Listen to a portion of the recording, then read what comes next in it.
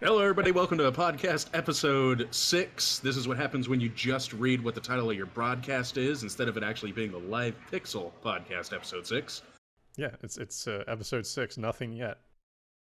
Well, no, I'm talking about the fact that it says podcast episode 6. Doesn't say who we are, but Yeah, at but the the end. title says nothing yet on the stream. So there you go. Ah. Okay. Anyhow, I'm Sleeper, as always, and we also have Sato here. Hi. And we've got a special guest, Crane. Hello.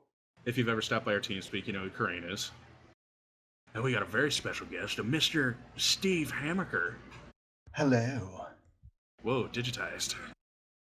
So, Really? so for the people that haven't heard you before, Steve, why don't you give us a rundown what you do, where they can find you, and most importantly, what's your Dateline number? Whoa. That's a lot of information. Yeah. I am a cartoonist and a colorist. So my day job is working on comics. And I used to do a comic book or a web comic actually for you guys called Nope. Pro Tips on the old hater.com. And you Yep. can find my stuff at stevehammaker.com. Can't really comment on that, but The site that shall not be named. what's the website so people can go to? Steve-hammaker.com. Well, shall we move on? Let's. So, BioShock Infinite. I know we talked about it. I know we were thinking about getting it. Did anyone actually get it? Yep. Nope. Why not? I think Kareem was trying to comment there, but he kind of killed himself, I guess. But yeah, Kareem? Yeah, I was saying, why didn't you get it, Steve? Oh, I'm playing a video game called Little Baby Crawling Around and Chasing After Him. I've used that excuse for about 6 months now. Isn't that kid old enough to drive? Yeah. It's keep using that Infinite excuse. title. I see. Yeah. BioShock Infinite. Awesome. Yeah, seriously. No, but BioShock Infinite. Amazing. It's a very, very good game. Yeah, it looks good. Might as well be BioShock 2. So yeah. Let's all ignore BioShock 2. BioShock 2 was fun for what it was. Oh. It wasn't a very good sequel, but it was a sequel nonetheless. Otherwise, we would have been waiting, what, 6, 7 years for another game? Yeah. But yeah, I got it as well. Really kind of impressed by it overall, personally. I think it's, fantastic game, from top to bottom. Excluding the combat, which we'll get into in a bit, but overall impression, Sleeper, so far? If I were to rate it on a scale of 1 to 10 on how good the game was, I'd say it was flawless. Flawless story-wise. The game was amazing. It's the most fun playing a game since Dark Souls, which is basically back-to-back for me now. Dark Souls and BioShock, two amazing games to play back-to-back on how much fun you're actually having. My only gripe that we'll probably talk a little bit is the combat. Just some of the wonky bugginess. Yeah, so you beat it, and so did I. I beat it twice. You beat it once. Hard mode. Yeah, both on hard mode, and then I played it on the 1999 mode after beating it. That New Game Plus mode thing, which we're not going to go into what's actually entailed in that, but beat that as well, and it was a lot of fun. Yeah, I'm still in progress on the game, but I can see where you guys are coming with the combat wonkiness. Story-wise, I did find it. I played 1. I never played 2, but I definitely see where there's a spiritual succession to Infinite from 1. The story itself grabs you as much as the first one. Well, you can clearly see where there's a definite line that you can draw between BioShock, the creators of BioShock being the originals, and BioShock Infinite being by the same people. And then you look at BioShock 2, and that's not a spiritual successor. Yeah, the unfortunate thing for BioShock 2 is that it wasn't by the same company, so you didn't have the same crew of people to kind of look to as making the game. That's not to say that the game was terrible by any stretch of the imagination. It was still good. It was competent as a game, but it wasn't, irrational by, as far as the title is concerned. Yeah, there was a bar that was set with one that really Yeah. Infinite has met or exceeded that one, definitely. Yeah, and Ken Levine came out like early on in BioShock 2's development saying that he wasn't going to touch it, that kind of distancing himself from the title. Kind of basically putting it to bed as much as he could, so that his title wasn't, tarnished. Obviously, they care a lot about the franchise. It showed as much with Infinite, and really is a stellar game. We were going to get into combat impressions, and figured might as well start there, because that's where really, I think for me, the biggest problem that I have with the game is that, yes, the story is fantastic. The soundtrack is amazing, as Oda is mentioning in chat. That certainly is, it's top to bottom. It's an amazing experience. But the combat for me, kind of started to show its problems with the fact about how it actually works.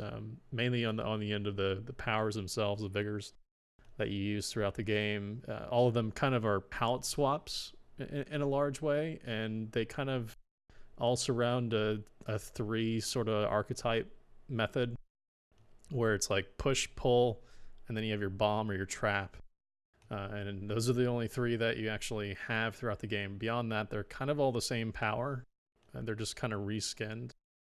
And so once you realize that problem, and start to see how kind of light the game is on its combat, and then that kind of goes from there, where you start to see like holes in the combat setups, the set piece moments. There was that one with the ghost, which I'm sure Sleeper will bring up as well. I fucking hated that fight. Yeah, all 3 of them. Yeah, and the first one specifically is set up so that if you ever die on hard mode, you're going to spend like 40 minutes just running around in a circle like I did on the stream. People who watched me play it originally might have remembered seeing me run around in a circle. Just literally waiting for Elizabeth to toss me ammo, because all the ammo gets taken. Because they don't respawn ammo in. You kind of have to, if you die a bunch in a set piece point, and you're locked in these places that you can't get out from and can't move back from. Some of them don't even have vendors in them. Some of them do have vendors in them, so they can buy ammo, but most don't. And when that does happen, you kind of the entire thing just breaks down. And since they regen life every single time that you die, it's basically a vicious circle. I mean, the only other option you could have would be that you just have to hope that the ghosts that you kill actually drop ammo, which sometimes you get lucky and they did, or you have some weird occurrence like I did, where I got her down really low and then all of a sudden she died or she disappeared, or all I know is I was able to move on. I thought I died too many times, but I think I died a lot less than Sato did, surprisingly. But well, what I was going to say is, for mine, there were some other ways to get around some of that with the gear that you could choose. The one that I find the most useful is when you kill a target, it gives you like 40% of your vigor, or the salt. And so you do, if you use it in conjunction right with some of your other gear and some of your abilities, you can just sit there and constantly do your abilities and take out large groups, and that'll keep you replenished as you're going. Well, see, the interesting thing about when it comes to the equipment is it's random. It's not all the same equipment. So whatever you get on your first playthrough might not be what I get on mine. Oh, different places. That's something I didn't know. Okay. Yeah, and just to be careful here. We're trying to avoid as many spoilers as we possibly can. We're not going to do a spoiler cast. We'll do that next week sometime. But yeah, it's just the combat itself. I mean, like beyond just those 2 issues, the palette swaps. I just kind of felt like all the powers were kind of bland and boring for the most part. They kind of all did the same thing. Like we were talking about the palette swaps. Well, see, when it came down to when it came down to using the different ones, I understand what you were saying, but I also thought it was pretty nice the fact that you didn't have 14 different vigors to choose from, that all 14 did different things, and you were required to use certain vigors for certain situations. But I mean, it was Yeah, nice being limited on that part, so you didn't have to worry so much about what powers you're going to be using and really focus on your surroundings, being you use the her kinesis or whatever. This isn't a spoiler, you get it pretty much after you meet her, where you can summon in like a turret or something. yeah. Yeah, it's pretty situational though for those being useful. But I, I the think I think my problem was just the lack of like unique ones more on that end. I understand there are some like electricity which could be sort of qualified as trap and still the push pull stuff. But at the same time, it's nothing merely than like I'm using the blue color because the blue color works on these types of mobs better. At least that's the way that it felt to me, more on that end. So for me, it just I don't know. So I just ended up coming away feeling like I wish they would have done more with the powers themselves. So I don't know. And then there's also that near the end of the game, you kind of are done with, or let's say midway point.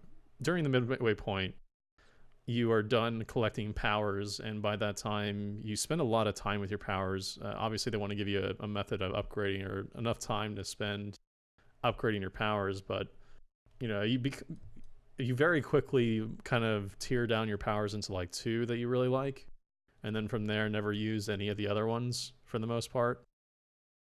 So on that end, I was just kind of just a little disappointed in, I guess, the unique abilities and powers being at least a little bit more than just I'm using it because they're weak to this thing.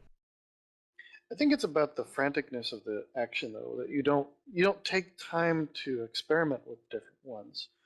About halfway through the game, I started trying different ones and making up a couple of combos that work I really was going to say, well. did you actually know that there's combos?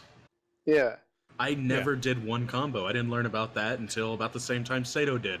The very yeah, end of the game. yeah. I was about Yeah. halfway through, and once I had enough of them to really kind of experiment, I took the time since I was dying over and over in certain spots. I was like, okay, what's not working? So I definitely learned how to do some combos. I mean, I kind of figured based on the first game that they were in there. So if you use some of your abilities that trap a target or bounce a target or something like that, not to give away too many of the different powers right off the bat, but if you can use one ability that makes sense to use with another one, then it really just kind of snowballs into a really effective combo. And then you never really change it sometimes unless you run into something that isn't affected by it. Yeah, I found that when I was playing that really, like Otash just said, that what to choose. Guess I'll just stick with this one. I think the crows are the best. Yeah, they're This is OP. just my The crows opinion. The are OP. crows is the first one you get, and then later you get a stun one, which is the shock one, Yep. which is very about almost to the middle of the game. I stuck with those two. Those were my two.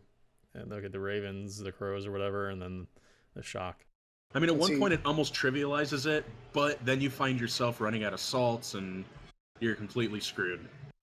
yeah, Yeah. see, I kept sticking with Bucking Bronco and the Hell's Kiss, where you bounce them up in the air and then throw a fireball on it. So you've got a group of like four guys that are floating in the air, Yeah, and you which is just toss a yeah. fireball and they explode and bounce all over. And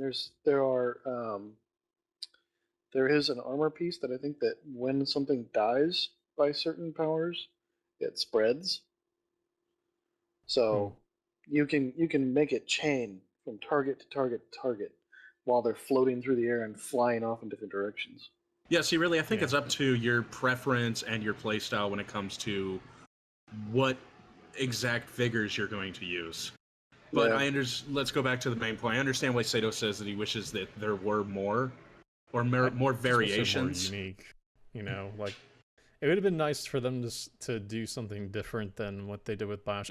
I guess my main point is that, coming from BioShock 1, I remember I shocked dudes, that's what I did in BioShock 1. I shocked them and then I wrenched them. BioShock Infinite, I'm shocking dudes and I'm like ravening them. It's not that different enough, and there's not really enough, I think, on the unique part for the abilities. It would have been neat to see them try to make every single ability a little bit different than just, you're pushing, pulling, and then you're trapping, and that's it. It would have been nice to see them do both, some, like, I don't know, something a little bit more in depth on them. Yeah, but if you're just using electricity and ravens, both of those are kind of, I would call, a crowd control ability. Yeah. So, I mean, I guess on the really hard mode, like 1999 mode, that would make sense. But I think maybe if it was not so frantic, like I was saying, you would be able to experiment more with different abilities. But I mean, Go ahead, Sato. I just feel like the power stuff just didn't come like a long enough way. Just a little bit too rote. If you had played, BioShock 1, for instance, and had, played around with their, what were they calling, plasmids? I think. Yeah, plasmid. Yeah. So a little bit too, I think, by the numbers for BioShock, which, I don't even think even BioShock really revolutionized like powers or anything like that, but it definitely did something unique with them. So go ahead, sir. No, I was gonna pretty much sum up the combat here and ask what you guys thought about the artwork, the colors, the visuals. One more point before we go on to that. Was it the tram stuff, the Skyway, the Skyline? I don't even know if I necessarily even wanted to use that for the most of the game. I don't know about you guys, but I only use it as a mechanism to get away from stuff. I use it less on the thing of using it in the mix of my combat, because your camera's swaying too much, and it became a mess to kind of hit anything at all. Oh, I love the trams. I love jumping off and smashing people on them. Right, but see, I didn't find that very effective. Coming off the tramway and landing on somebody, they usually were still alive, and then I'm surrounded by like 3 other dudes that are coming around the corner. Well, you didn't get the one vigor that I'm not going to ruin. That's going to be very, very, very, very, very useful. So you mean the piece of gear or the vigor? No, vigor. So yeah, all right. Fair point. There was also like another thing that I noticed. I don't know if you guys have also experienced this, but at least in my game, the AI was freaking dumb. AI was dumb. Dumb. Like, I would say, I mean, seriously, like if I was anywhere near, like anywhere away from them, like, within a distance, like where I could be across the map and shoot them with a gun, most of the times they would just sit there and stand and just let me shoot them, and like they would get hit and then not realize that they're getting hit, or sit there and just stare at me while I'm at range and do nothing at all, and like wouldn't even attack me. Hey asshole, I noticed you just killed 1,000 bad guys for us. Hey, what did you just accidentally hit me with a shot? Death. Yeah, and then most of the time they would, I mean, if you were in anywhere near range, like they would just run straight at you. Like 90% of the time they would run at you, and they wouldn't even bother like taking cover or moving around in a lateral position. It was weird. It was either completely broken or just kind of boring from the combat front. If I wouldn't have played it on, I think, the highest difficulty setting, I probably wouldn't have felt so, nearly as I guess in a rush to kill them, because they really weren't doing very much. Well, I don't know. I was gonna say that's been my complaint in games in general for like the last 5 years. AI itself, there really haven't been advancements in AI since like 2000, 2001. Fear. Yeah, Fear. Yeah, the original Halo. Fear would be one. The original Halo and Fear were really good at expanding on AI, and it hasn't really changed much since then. Well, it seems like BioShock's AI was more or less suicide runs. They just run at you, and I'd end up losing it and just start shooting and run out and get sniped. Yeah. Yeah, they went to overwhelm you because they figured their lives are worthless, but they're gonna take you down. So yeah, you'd Yeah. have 6 guys just running straight at you, shooting you with everything they've got. But then on the other hand, I mean, it ended up making the combat boring because they would use, especially near the end of the game, they would throw out a bunch of guys with the shell throwers, the volley things that are an attempt to get you to move closer. I would say in the combat, or at least constantly have to move from your current position instead of sitting there and sniping or being at range. Or That break and my the- mouse. Yeah, or that, or the rockets. So you kind of didn't want to go into close range, but you kind of want to always stay moving. But if you stayed back far enough, like I did many times, and just sat there and crouched and shot people in the head, they would do nothing. Like the game was broken at that point. You're exploiting at that point, though. I mean, No, granted, it lets it's you not. do it. It's broken. No, the AI is broken. If that's a function of the game, the AI is broken, and all these combat situations are just garbage. I'm sorry. I don't give them credit on that. Well, I think it's a standard thing in the practice of designing AI is they put a limit on the range, and it's become standard practice to put the limit on their range just slightly short of your range, and you see that in like every game you play. There's points where you can just stand back with a sniper rifle, or just be accurate with something that's fairly accurate long range, and just pick them off. And it's like it does pigeonhole you into that type of combat because it's way too easy. Oh yeah, you'll sit back there and you'll just start taking pot shots, and the people won't even move as you're just shooting them.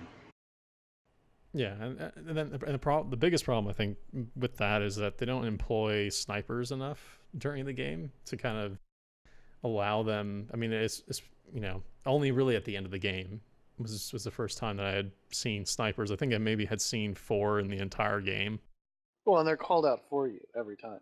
Yeah, they're called out, and they have a little icon over their head, and that's pretty much it. They're not really a threat, so there's no real impetus to kind of get you to move away from that entrenched position. And that, I'm sorry, but if I will do what works in a game, but not what the designer wants me to. So obviously it's hard to kind of design for that stuff, but in a situation like that, I just found like the combat generally bored. unsatisfying. Yeah, I got boring. I got bored using the sniper rifle, so I completely avoided using that after a certain point. Every single combat situation, I was just kind of just hoping that I would get past it quick enough to get to the story, and that's perfectly fine because at the end of the day, BioShock. I mean, I still say the game's freaking fantastic and everybody should play. It's probably one of the best games in years. But at the same time, I just can't overlook like the combat problems. It's not a game that I had fun playing. Like the act of playing was not a fun experience to me because I just didn't really care for the combat. Yeah, I mean, I've been playing it pretty much nonstop all day today, and this is my first day playing it. But I've been up since like 6 a.m. So have you been able to stop yet? Yeah, I mean, I've taken breaks and had lunch and watched a little TV in between, but I still haven't finished the game. Which is good in part because that means it's the story has got me trapped all day. But at the same time, yeah, there are times when I have to just stop and walk away. Yeah. Yeah, definitely. And you were saying about the art style, Sleeper. You can sort of pick up back from that, I guess. Yeah. I don't know. I mean, to your point about the art, I mean, I don't think another developer does the art and the world stuff as good as the way that Irrational does it. I think they're by far the best in the industry and when it comes to that stuff. So I mean, you're talking about the color, the sound, and the immersion, and just the stuff that they put in the background that you don't realize is there until you're past, and then you're like, oh, I never noticed that. And then when you play it through again, like we're doing now, it's like, holy shit, I never even saw this. Yeah, I'm still discovering things about it, even now, like with my third playthrough, like going through just that starting sequence where you're in the typical lighthouse area. If you actually pay attention in the lighthouse, I don't know, for those that are paying attention while they're playing games, but I kind of overlooked it myself. But if you're paying attention, there are a bunch of items that are inside there that reference Colombia, and like little hints to things that you're going to experience later in like a couple seconds, like a minute or two from now, that you can kind of see and experience then, that you would otherwise just walk past if you weren't paying that much attention. Like their brands for food and stuff like that are there. So I thought that stuff was really interesting. The fact that a lot of that stuff is there on an art level, and then just kind of putting that stuff in the world along the way to kind of lead you, that you would otherwise miss. The game had me smiling so much, especially when you first enter the city, and the music and the side conversations, and then when you're just rolling around and all of a sudden the acapella group starts singing when they pull up on the ship, and you just stand there and just listen to it.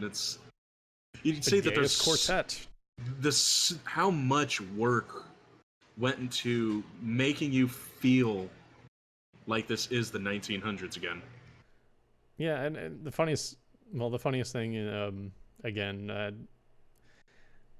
I don't think is a secret to anybody that the Beach Boys song there that you're referencing, God Only Knows, is a fantastic song, really amazing. So I ended up going back to the Beach Boys and listening to a bunch of their stuff recently as a result. Have you been paying attention to all the other music? Easter eggs throughout the whole. Yeah, there's also game? is it Cyndi Lauper's "Girls Just Want to Have Fun"? That's early in the game. The like carnival rendition of it. It's really fantastic. So yeah, there are plenty of points like that. There's also like "Fortunate Son" from the '60s. So there's some good stuff there that is really, really great. I always went out of my way to find the music. Yeah, it was really quite cool. That world, the way they do it with the art, just fantastic, or all around. I don't think there's. I would venture to guess that I don't think there has been a better game that's done art like that ever. I mean, it all around, from sound to audio, everything. I mean, it kind of just I don't know, such a great game.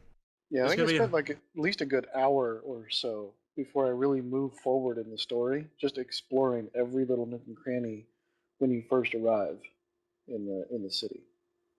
It's definitely going to be a hard one to beat, man. I mean, like you were just saying, Crane, running around and looking absolutely everywhere.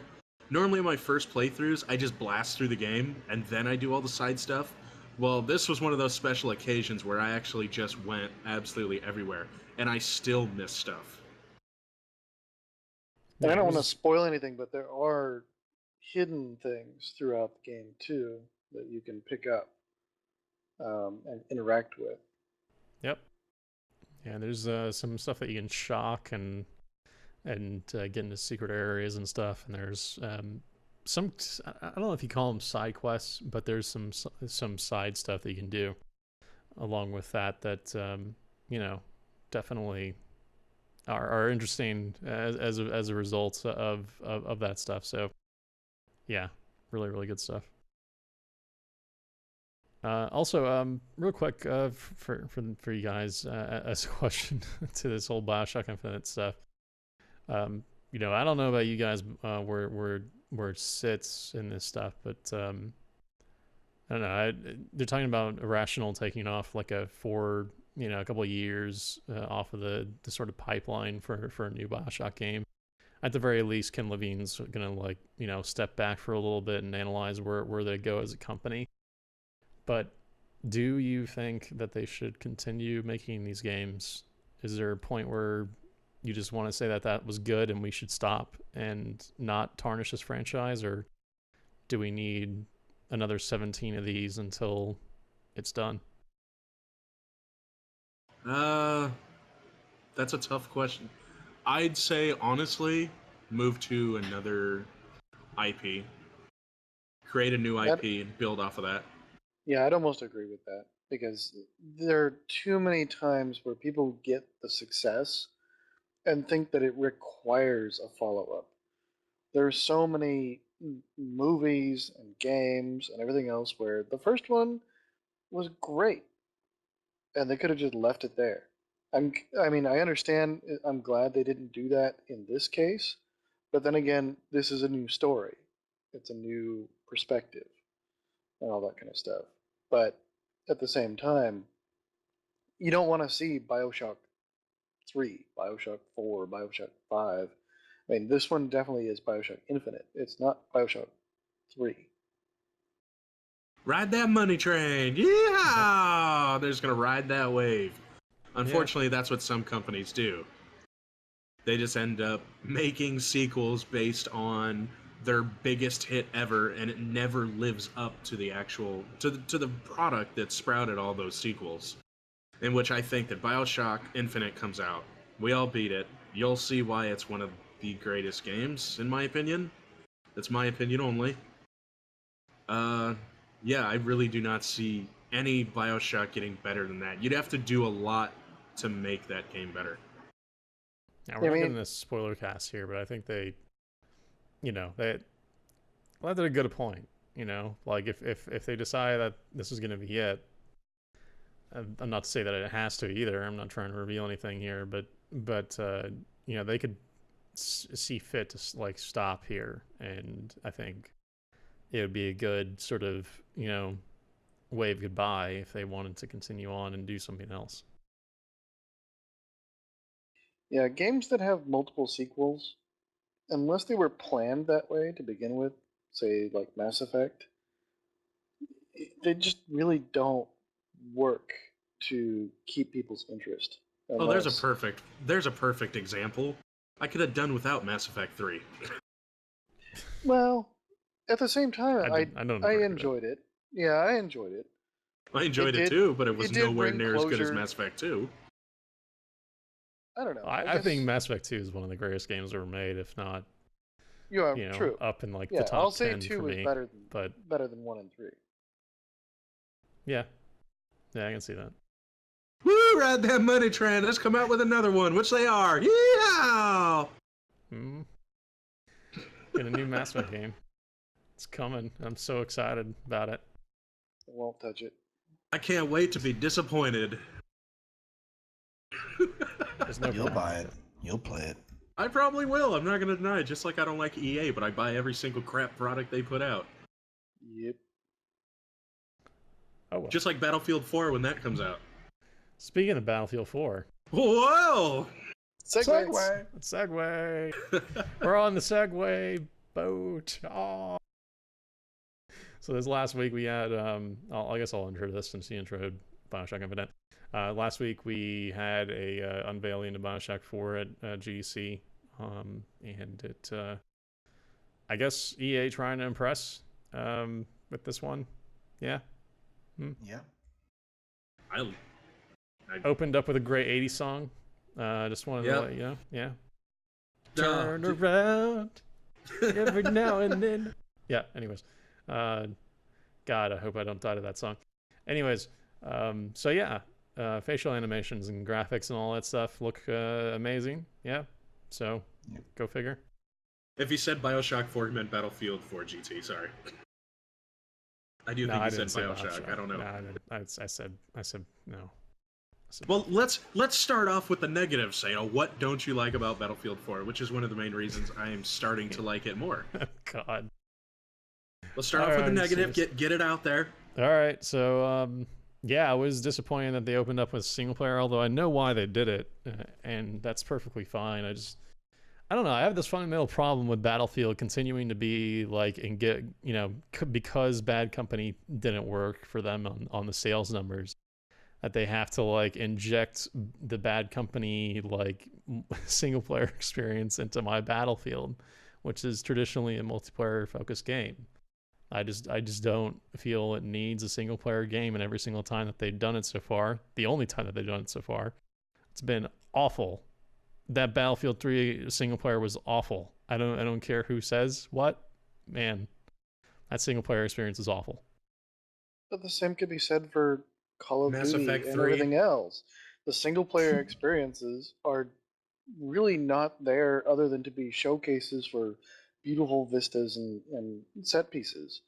That's Other fine. than that, they're there to give a context for why the multiplayer is the way it is. Yeah, to give a context for them skimping on multiplayer features. Yeah, it's good. It's a good one. Well, no, you can't go against one and praise the other. Think of it as the Yes, I opposite can. when it comes to StarCraft. I'm just saying I would like that because StarCraft has always been a single player and multiplayer game. That's not the problem that I have. I'm more just saying that I think I'd rather have those resources that are devoted to the single player to be really big and put these whatever things to actually make a stellar multiplayer experience instead of just doing a single player game that it takes away and distracts the developers from producing a AAA sort of amazing experience for multiplayer. I would rather them focus those efforts there instead of it being in a single player experience. Well, I thought the multiplayer was a blast already, so I mean, coming out with 4, I honestly think that's their turn to try pushing out a game that has the great multiplayer, and they're trying to include a great single-player campaign as well. Being that the Battlefield 3 one was so short and so lackluster. I think that they're going to kill it. I think EA is going to kill it by doing this stuff. They're going to run it into the ground by saying it has to compete with Call of Duty, and when it doesn't compete, EA shareholders are going to be mad, and EA is going to want to like basically kill DICE off again or kill off another single company than they do every single time, like EA does so brilliantly. It has to. I just, oh my God! When it comes into first-person shooters, you're either Call of Duty or you're either Battlefield or Halo's on consoles. Nobody cares about that, but they care about that because of the multiplayer. They don't care about. Nobody cares about Battlefield single player. Like, I don't know a single person who cares about the single player for Battlefield. There's nobody that goes and says, that has to provide that same level of experience, and they're never going to be able to provide a single player experience that competes with Call of Duty. Well, okay, so at the same time, I'm going to go there. And it's just can't we just get Kiefer Sutherland in there or something, and bump the series up a notch like they did in what was that, Call of Duty 3? Black Ops 1, I think, or maybe that was Black Ops. I don't remember, to be honest. But all right, well, if you want to talk single player, the thing is that it really shouldn't be single player. It should be campaign, and it should be probably co-op, because most of these games come out in some sort of squad-based shooter. Yeah. So why are we not just seeing amazing co-op like we can do in some console games like Halo, where you can actually just do co-op through a campaign where you can play through a story and it's interesting, and yet you're still playing with people you like? I don't know. I guess. I mean, that's basically what you kind of did with Battlefield 2, but just like they were bots instead. I think that's how originally the campaign worked in 1942. And it's going back years. I can't even remember, to be honest. 1942 was pretty much the same thing as online, except for bots.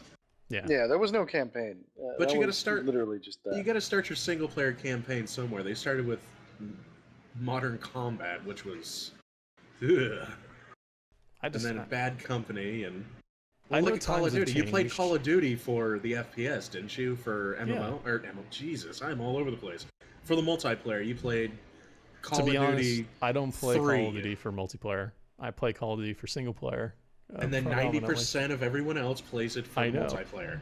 I know, and that's perfectly fine. But it's always been, I think, known as a bothy. It's kind of like Bothan but different. But Star Wars reference for you. It didn't even make any sense. Yep. Yeah, no. But as far as die to bring you this single player experience. As far as Battlefield is concerned, it's always been that multiplayer experience. I don't know. I have a fundamental problem with it becoming a single player game personally. Like I just think that's going to take away too much effort and time. I think the problem is you're just going to like it too much. It's not going to take a lot of time away from the multiplayer if they already have the multiplayer established. I could be swayed in that point. I think the bigger point for me with Battlefield 4 is I don't know what the hell they're doing with next gen. I don't know what's going on with next gen personally, but this whole like shit in your eyeballs thing that every single fucking developer needs to put in their game. I don't know what they're doing. It makes it real. You've never seen the lens glare or the dust particles while you're walking around? I just want to see shit. I want to be able to see in front of me without feeling like I got like dust in my eyeballs or on my eyelids. Like if I got dust in my eyeballs or my eyelids or dirt, you know what I do? I go and wash my eyes. In this game, so I can't. Speaking of next gen, they're just permanently there. A game that doesn't have all of that stuff in your face, Watch Dogs. Yes. Awesome. Completely different. Perfect. Yeah, but it's a perfect next-gen example that they could do for other games for the quality of the graphics. We're talking art and camera tricks. Yeah. Anyways, a similar game that did this was PlanetSide 2. And PlanetSide 2, similar problems with that game. Like, there are these circles, these dirt circles around your freaking camera. I'm like, how do you remove these? No, you can't. What the hell? It's fine. I don't know. I've got dirt on my glasses. I don't like Otis said. I got dirt on my glasses already. I don't need dirt on the fictional lens as well. I've already got my realism. Dirty, your glasses are dirty, and you're trying to play a game, and now there's all this crap on the screen. You just didn't pick up the damp cloth in the game, so I feel like I feel like I had to like put Vaseline in my butt so then I put it in my eyeballs by accident. I just want to see you running around. You get like, somebody's got to do that in one of these games. What's all this dirt in the air? And you just, press this button to grab your little cloth. Oh, clear again. I could see that like a sniper. Well, you look at it, they're just adding to the more what they think the realistic aspect is. Like, we're starting to see the boosted facial animations and. Like I need this. What was that? This I need this. I'm serious. I need this. I need these HDR lens flares. I need this dirt and all that crap to get out of my vision. God damn it! Like, yeah, seriously. But you know what's the worst effect of that? The Half-Life Lost Strand Island area where they were showing off the HDR. Yeah. Look, we can blind you at every left and right moment. Ooh. Oh. It's like I'm staring into the sun. It's the J.J. Abrams situation. The J.J. Abrams effect. Oh, God. Lens flare. It's like I can't see your game because of these stupid flares and like dirt and all this other crap in my vision. Like, get them out of the way. All I'm gonna picture next gen going forward anymore is just a bunch of shit in my vision. That's next gen. Look at those amazing graphics. You can't even see them. They're so amazing. Oh my God. Did you guys ever see the How It Should Have Ended for Star Trek? No. You should see it. And I actually tell people, people in the podcast, you should go see this. It's funny. They do a How It Should Have Ended at the end of Star Trek. I know it's been out for a while, so I'm not spoiling it. I could have assumed by the title, Corain. They're trying to avoid the black hole. They can't get out. Yeah. They turn off the lens flare generators. And then they escape the black hole. Nice. Just shove a lens flare in the black hole. No, they just turn it off. Oh, it was using 90% of the CPU and the engines to power the lens flare generators. We're talking about a YouTube video. Anyways. Yeah, well. Yeah. It makes sense. The same thing in gaming, though. If you could find a way to turn that stuff off, games would run smoother and they'd be more enjoyable. Just give me an option. Yeah, just give me a freaking off switch. I want the damn cloth. Just like, do you want the cloth or do you want nothing? Yeah, there should be an option. It just says take shit off. All right, boom, done. Sorry, but to turn shit off, you have to restart your game, motherfucker. Yeah, that too. Oh man, I don't know, man. Next gen to me at this point is just, I don't know. I really that's not even that next off. gen. That's now. That's been here I know for a while. Well, it's been now for PC. Yeah, like PlanetSide 2 and Oh, have they not had it on console? I don't know. no, they haven't, because those are effects of the. I don't even think they can actually render those things on consoles anymore. Are you serious? I don't think they can. I'm sorry. I think it's like a I DX thought- effect for 11 or 10. I don't know. What are they on DX4? I have no idea. They're 9 on consoles. I think it was 9C. Oh man, Yeah, that's 9C. awesome. No, it No might be wonder I 9C get so for PlayStation. disappointed when I I look think at Xbox is still PlayStation and running 8, Xbox. right? No, Xbox is 9C too. And did they They're update? both- Oh, Yep, okay. they're both 9C. Remember when DX10 came out? Yeah, like years ago. I remember when DX came out, and then EverQuest added like rain. No, that was DX9. EverQuest was like, "Hey, turn on DX9. You get rain." Warcraft started had that same thing raining? with that drunken haze. Anyway, so we're getting away. We're totally sidetracked now. I'm gonna bring us back on this train. So yeah, Please so do. it looks good. I think we all can agree it looks good. The game looks good, great. But seriously, next gen, press F to cut, press E to open. Like we can't figure out a better way to contextualize this stuff instead of like popping up displays on everything to tell us when to press certain keys. I mean, I don't know. Well, that's tutorial for, no one who has played an FPS before is going to pick up Battlefield 4 and go, you know Yeah. what, I'm going to give it a shot. But in the middle of like this dramatic sequence, it's like you have to cut off your friend's leg. Okay, how do you cut off your friend's leg? Oh yeah, press F to cut. Dude, you have to What? you have to hold people's hands. I mean, I'd be lost if I didn't know what button to press. I'd be just looking at my keyboard. Yeah, Hell, I just need someone make to it tell me to frantic. get the shit Don't- off of don't your even fucking display lenses it. button. Yeah, don't display it. Just leave it alone. Just let it go. Like Yeah, just but let the them. half-ass games that are coming out now, you have to have something that says, just don't put it so blatantly large on the screen. Press E to cut through my leg. What? I pressed F. His leg fell off. Okay. It's something that just like it says, yeah, you're in a video game. This is not like a thing. This is just a video game. All right. Oh, Cool. that's what breaks your immersion. Okay. Yeah. I'm just saying. This You is want little immersion, things. but you don't want dust. Well, I don't know So what would to you tell rather now. they just contextualize it where when you walk into something that you're It supposed to could just do, be on it the just action automatically key. does You could it? just have the action key and just let it be the action key. You don't have to like Make you don't even everything have to E. tell anybody. E to get in, E to cut, E to open. Yeah. Just before it, just say E does fucking everything. Figure it out, and then just throw them out there.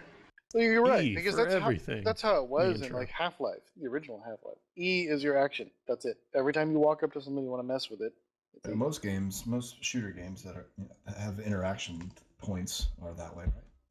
Well, Yeah. it's changing now because they're quick time eventing everything. Yeah, you have 6 buttons for hotkeys because you're too stupid to figure out. Just God, press one Tomb fucking Raider. button and go. Tomb Raider. Tomb Raider, God of God. War, all those games where it's like, let's quick time event everything and then randomize it. So even if you die and fail it at Oh, quick yeah. time event, it's different the next time, so you can't like get down a pattern. I didn't know Tomb Raider was like that. Yeah. Basically the God of War effect. Circle, circle, Yep. circle, triangle, triangle, triangle, triangle, X, X, X, circle. Oop, you missed a button. Try again. And if you're Oh, yeah. special like Spec Ops, then it's spacebar. Cause why? No, nobody knows. What a Big Game Hunter did that too for Cabela's. For all one of you Yeah. listening who played that. I don't even. I don't. Yeah. Where are my I'm Cabela's surprised that you players actually at? played that. I bought Train Simulator. Are you surprised at anything at this point? That's true, yeah. Yeah. Yeah. You're It's driving true. a semi in Europe for a month. But also, Battlefield 4 single player. The only redeemable quality of that thing for me is that it has Omar from The Wire, also known as Michael Williams. I told you, it had something to do with Omar and Omar Yeah. Epps. I'm glad to see him in there. But yeah. I don't know, I'm excited Everything because you're not even excited the fact that they're bringing back naval combat. I could live without naval combat. I'm sorry. Some of the most fun came from 1942, where you'd position the aircraft carrier pointing at a mountain Yeah. at Iwo Jima. That way everyone who took off crashed into it. I mean, I can understand why they don't have it in there anymore for the trolling aspect, but that was a lot of fun. So I'm kind of excited. I'm excited for that. Yeah, I Bring would back like the them to submarine start. combat. I'd like them to start putting back some of the features that they've removed from some of the games that we used to play 10 years ago. I mean, Yeah. just that whole vehicles. they're so limited in games. And you walk up to a car, and in almost 90% of the instances in these games now, you walk up to a car, you can't interact with it at all, other than like maybe blow out a window. And even then, sometimes they're just set piece. I want vehicles back, actual vehicles that are placed into the maps that you can play with. Even if it's as dumb as the Halo Reach forklift. Oh, I find games that put like just pointless vehicles in there a lot more fun. Exactly. Yeah. The Halo Reach forklift was the most amazing dumb vehicle I've ever seen. One console. Yeah, it's on the console. Go figure. 1 point Gryffindor. Yeah. Yep. So there was also, you know, like you said, planes naval combat. That's fine. But scripting lessons from Call of Duty. Why did you put this in here? Explain that, Sleer. That's why you like Call of Duty, for the single player, Sato. For the Yeah. massive scripting events. Everything that's going behind you and in front of you and the airplanes. And it's like, you're there. Well, if you watch the 17-minute one, it seems like that Battlefield's taken a lesson off of that. So Spawning the enemies. Yeah, that whole deal, yeah.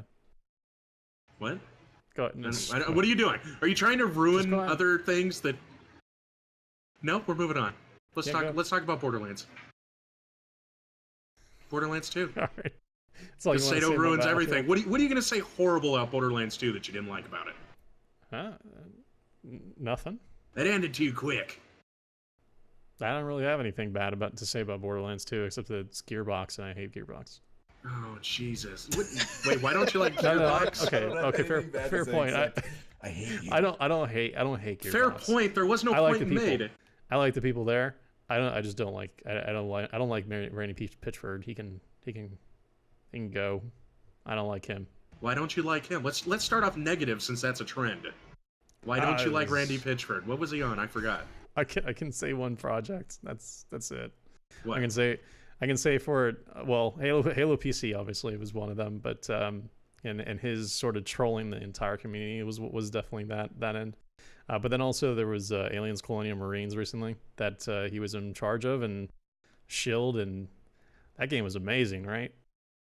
I don't know. I didn't buy it. The first one was enough notice for me not to get the second one. See, some of us learn. Well, we adapt. Yeah, you could say that. Don't blame you being wrong. You didn't get it.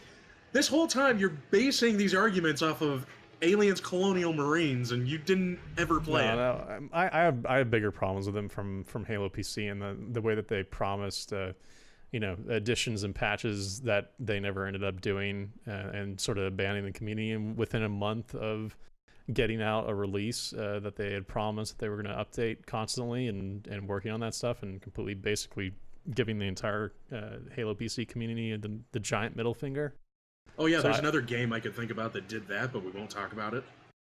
Well, I'm just saying that's the biggest reason why I hate Randy Pitchford, and he was the kind of the face on that stuff, and him, talking about it and kind of making sure that the community was at least a little sated, while they basically just abandoned the entire project and moved to Brothers in Arms. So is he like the lead developer or something, or he's the head PR guy there, like the head of the studio, I think. Well, no. There's a big difference between head PR and head of the studio. If you had a PR guy making these, he would have been terminated. He's their front man, I think. So he's basically the boss's friend, and he makes all the big loudmouth shit that nobody will talk to the boss about. I'm assuming. I don't know. Either way. It's probably something like that. I don't remember his job title, but I just know that he's like the face of the studio. That's his new title, face of the studio. Yeah. So, anyways, Borderlands 2. Yep. Those of you who have been hiding underneath a rock, that I'm guessing that probably a good chunk of you have Borderlands 2, that Borderlands 2 announced their new class we were all waiting for at PAX, which is going to be Krieg, who's a psycho. Did anyone else see the psycho coming into play? No, not really. And kind of not feeling it either. Yeah, it was interesting as an announcement, because it kind of came out of nowhere. You don't really expect, you know, Psycho to be unveiled as a character. So in that, it's, you know, kind of good on that end. And then what they're doing with the character seems pretty unique. Unfortunately, He doesn't regen health, for instance. Instead, he regenerates health by killing people, which is kind of cool. That is cool. It's yeah, but isn't that a sophisticated standard talent tree perk too? that you can get in most of the other characters' talent trees? No, he doesn't regen health, period, unless he kills people. Like, that's the entire purpose for him existing. So in order to regen health, you have to kill people. Like, Oh, really? Yeah. You can't regen health like automatically. He won't regen health. So you Oh, can't that's gonna even be pick up awful on health boss pods fights. or anything like that?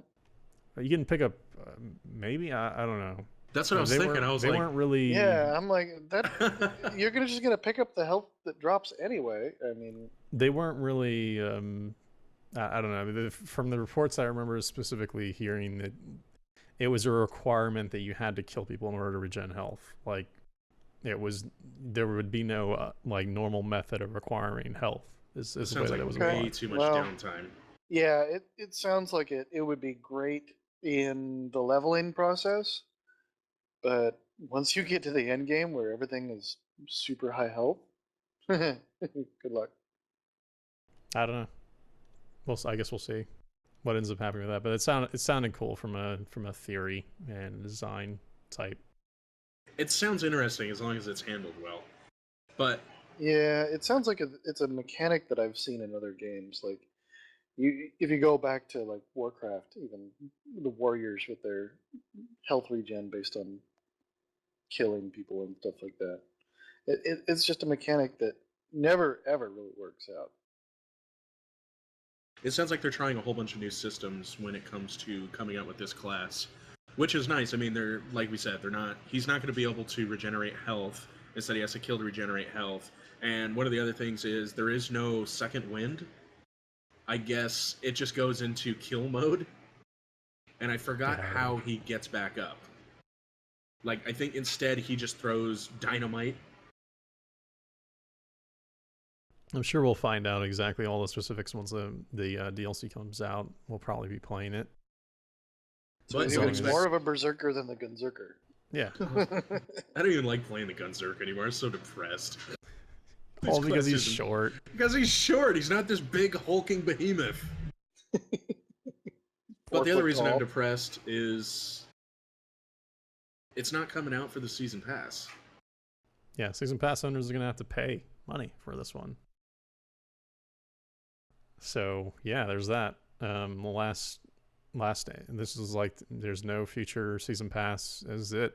This is any time going forward, it's going to be, you know, for pay, including this one. Unless they come out with the super ultra season pass, who knows? Yeah. I mean, who knows? I mean, I don't even know how many more DLC packs they have in them for this game, but they are season pass owners are getting the the next one, the level up pack, the level increase with all its stuff. So they are getting that one for free, but they're not with getting the this next Ultimate Vault Hunter mode and all that stuff. one.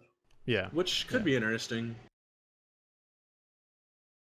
But yeah, April 2nd, they're coming out with an update which actually ups your level to 61. So all that great farming that you did, get to try it again. At level 61, which I don't really mind. I'll end up doing it. The pearlescent weapons and some other stuff. Which I don't actually remember getting any of those in Bioshock.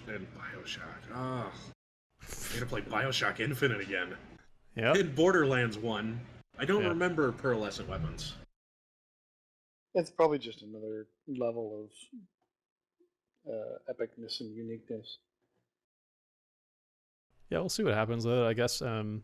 Yeah, I don't know. I don't know if I'm going to be picking this one up, this Krieg pack, but we'll see. Well, do we even know if the Krieg pack is going to be DLC or is it just a character?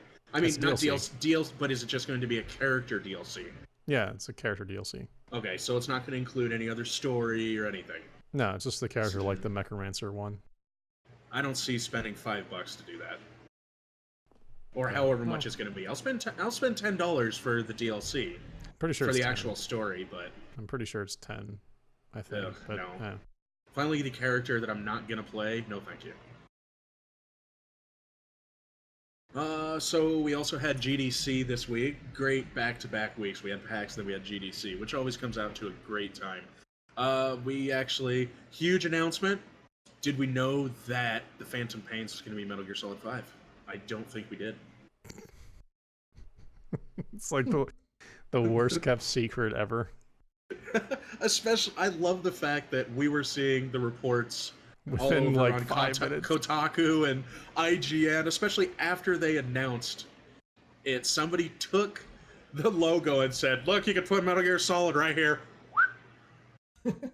Within 5-10 minutes, somebody's like, yep, here it is, same exact writing.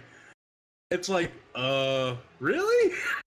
And sure enough, at the end of the trailer, which, by the way, they basically took Code Zero's trailer, that nice 10-minute video, and the Phantom Pains trailer we saw, and they just smashed them together. And I mean, Ground Zeroes. What did I say? Code Zeroes. Code Zeroes is a good soft what was that drink, game? But no, Code Zero, wasn't that a game on N64? And we derailed. Delicious. That's Perfect Dark Zero. Anyhow. That's a great game, by the way. We streamed that. That was awful. It was the worst game I'd played in some time. I was like, I'd played that not since the release of that console, and I remember really liking it. And now going back to, holy crap, that game sucks. And single player is awful. It was just another GoldenEye spin-off kind of format that they wanted to push on people. Well, either way, I mean, that game's bad. Shouldn't be played. Anyways, so back to this Metal Gear Solid 5. Yeah. So we hear and see Snake, obviously. Read it verbatim, Sato. Hear and see Snake. Thank you. There you go. You sound like you're reading it. Not interested at all. You get to hear and see Snake, not voiced by original Snake voice actor David Hayter. To freshen things up, going with Kiefer? Yeah, they're going with Kiefer Sutherland. Are they? Did they actually confirm it? No, he's a character he's the guy that Kiefer Sutherland plays the guy that gets you out of the hospital.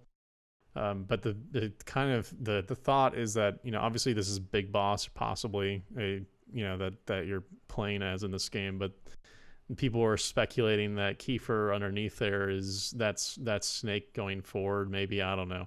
There's a bunch of, like, you know, rumors on the internets basically about Kiefer playing the character going forward. But yeah, the big news is that not being played by David Hayter, which I don't know how I feel about that personally. I actually have a pretty big problem with that, but I don't know. You guys? I think I'm one of the few people here who has not followed the Metal Gear Solid franchise. Sean.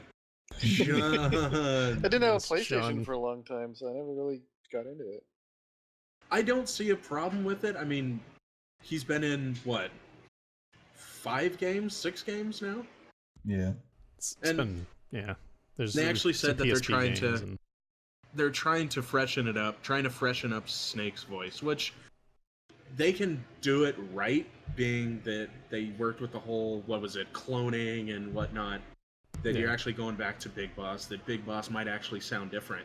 Now, if it's not completely different voice, it sounds somewhat similar. I'm not talking Solid Snake sounding like this all of a sudden, just completely ruining the game.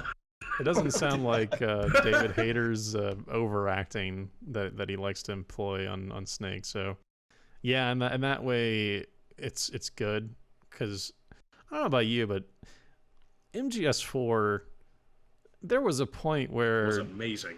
David Hayter he was snaking up his voice. Is basically the best way I can describe it. Basically, Christian Bale Batmaning his voice. Yeah, yeah, I noticed that too.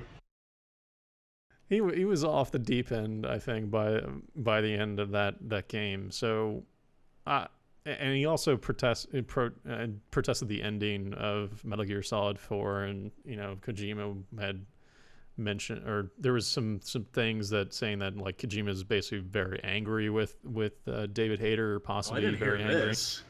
Yeah, because there was a kerfuffle early on when Metal Gear Solid Metal Gear Solid 4 first came out about the ending. Are you going to be spoiling the ending for everyone who hasn't played No. it in the past 7 years? No, We'll do it because I don't remember. No. I remember He shit kills being himself blown at up. the And end. he doesn't kill himself. That's not the ending. He fakes kills himself, and there's some other stuff that he had issues with, but yeah, there's a yeah. Anyways, it would have to go. Just look it up. I actually Look got up mad David when you Hayter's- said that. Yeah, just look up David Hayter's issues with Metal Gear Solid 4. You'll find it. There are plenty of articles out there that will talk about it, but basically he talked about it openly, and Kojima was apparently very angry behind the scenes, or at least that was the inclination. I was kind of pissed off by it. So while he says publicly that they're trying to do something fresh, that's perfectly fine for him to say that publicly. But I have a feeling, and I have a theory that It's he's going to be very voiced by angry. Kurt Russell. No, be that's not what I was to say. Oh But my god, I do want to say that. I can only imagine it now. He's finally doing it. As Solid Snake. But I he's have a based feeling on that Snake Plissken, his so. reasoning that he talks about in that interview is total bullshit, and for one reason and one reason only. This game is still being voiced by the same Japanese actor that's been voicing Snake since number 1, and for them not to change that voice actor as well, I wonder. Like, it screams like behind the scenes, kind of angry at Hater, and not really wanting to say it publicly because they realize that fans like him, for whatever reason. So You're calling shenanigans, huh? yeah. At the same time, it's only some of these longer running, really highly, publicized games that you even notice that the voice acting changes. There are a lot of games where they just change them from sequel to sequel because they couldn't get them on contract. Yeah, like Commander Shepard used to be voiced by Tom Cruise. Whatever. I don't know. Stupidest joke we've ever done on the podcast. It's easily the dumbest joke we've ever done. Was that a joke? Thank you. Yeah. But yeah, I don't know. I mean, Snake is David Hayter to me, and without him, I'm not saying I wouldn't buy. Like, I'm not going as far as some of the NeoGAF nerds on NeoGAF, where You they go talk to about, NeoGAF, you cannot call somebody nerds on NeoGAF. Well, I'm not okay. Well, I'm not one of the people on NeoGAF that says that they won't buy any Metal Gear Solids in the future because of David Hayter not being a part of it. I'm not. Those people are idiots who are just going to end up buying the game. I'm not going to say that, but I still I kind of think that for me he is Snake, and regardless of his past performances being mediocre at best, he in my mind is Snake. I kind of hear his voice in my head, sort of deal. And you'll end up interpreting that through the new Metal Gear Solid as well. You Probably. won't be fazed by it, just like Val Kilmer's my favorite Batman. Doesn't matter. Shut up, don't you even Worst say anything at all. movies Christ. ever. Val Kilmer is the best Batman. This is easily one of the worst films ever made. Yeah. And I kind of start to question your taste. I have it on DVD. Yeah, because they haven't bothered to put it on Blu-ray because they know only like 2 people would ever buy it. Why don't we just go to like Clooney with his bat nipples now? Like, we're that hard for content here. Let's just start talking about bat nipples, right? We could talk about Pierce Brosnan as being better than Daniel Craig. Yep, totally. Now that we've gone completely off the deep end. No, Daniel Craig's so much better, but that's fine. Daniel Craig's not bad. At the same time, I do know some women who do not care for Daniel Craig as James Bond. I'm not saying he's the greatest James Bond by any stretch of the imagination, but at the same time, like, on the scale, I feel like Pierce Brosnan is the worst James Bond. No, no, you can't Yes. even do that. Yeah, but hasn't Pierce... He is the worst. Wait, how many James Bond has Pierce Brosnan been in? He's been in 2, hasn't he? 2 or 3? 2 or 3? No, Pierce 3. Brosnan? 3. He was in 4. Oh, he's in 4, so he's actually in more James Bond than He did Daniel that really- Craig will be in. He's in more James Bonds than Daniel Craig will be in. This is Daniel Craig's last James Bond, I heard. From who? The internet. I really doubt that. You want to know why? Because this last James Bond was the highest grossing James Bond. So and that will prove that differently. I'm looking it up. Move on. Anyways, that is so sleep wants you segue. Anyways, so yeah, no, I don't know. There's also this whole thing, and I don't really know how I feel about this. Maybe you guys feel differently than I do, but this prequel. Never mind, I'm an idiot. Yes, They said that before Skyfall. He signed on for 2 more after Skyfall. Yeah, yeah, because it made millions. It was kind of freaking crazy. So there's the prequel pilot that's coming before the game called Ground Zeroes, which we already knew about. We had seen the demo. We had seen that video. They had shown it off. But it's going to come before the release of this of the Phantom Pain. Instead of being in Phantom Pain, it's going to come separately as like a 2 to 4 hour content pack, basically, that you can download and play. I don't know. That kind of makes me worried. They haven't said if there's going to be priced at all, like if it's going to be for pay or if it's going to be free. But pilot, I think, would signify being free personally, but I could be completely wrong about that. But it's a weird delivery method, you know? It's a weird way to deliver the game. It's unlike any other prior game in the series, and I don't know what you guys feel about it, but I'm kind of thrown off a little bit by it. Well, it kind of makes me feel like they're going to be prolonging this development process for the Phantom Pains. Being, you don't say you're going to put out a pilot unless you're probably buying another year or so on top of your product. Which, I mean, would you be happy with a 4-hour product? Like a 4-hour teaser.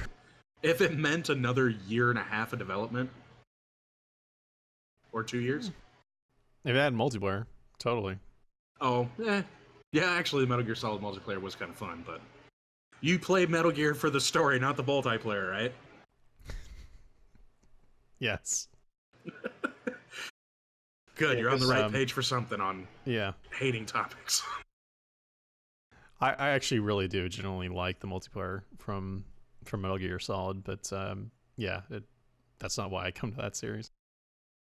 Corey, any thoughts about this prequel?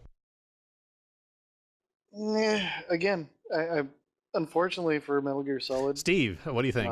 Not my thing.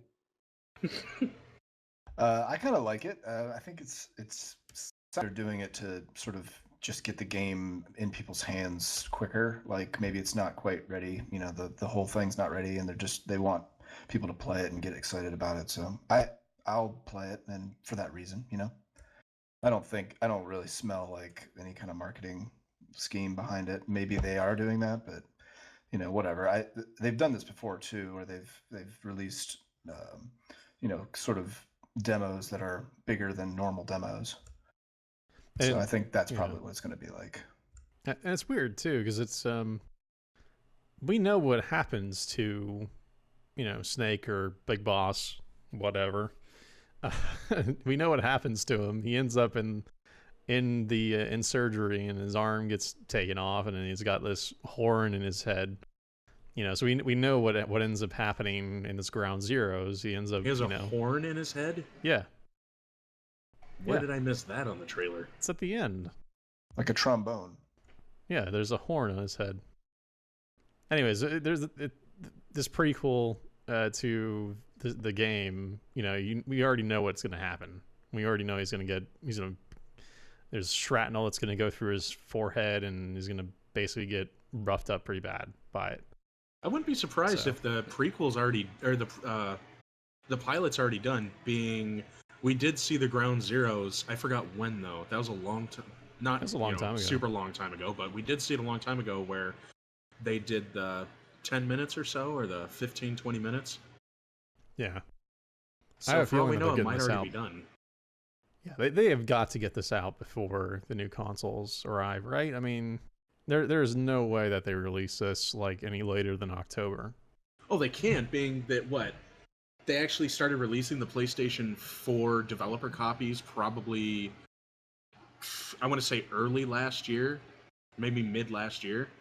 And it's coming out this holiday season, so that puts it like November, December time frame to come out for the new console. Well, it's either or. It's either coming out for the PlayStation 3, or it's either coming out for old gen, or it's either coming out for new gen. It's old gen. It's old gen. Both.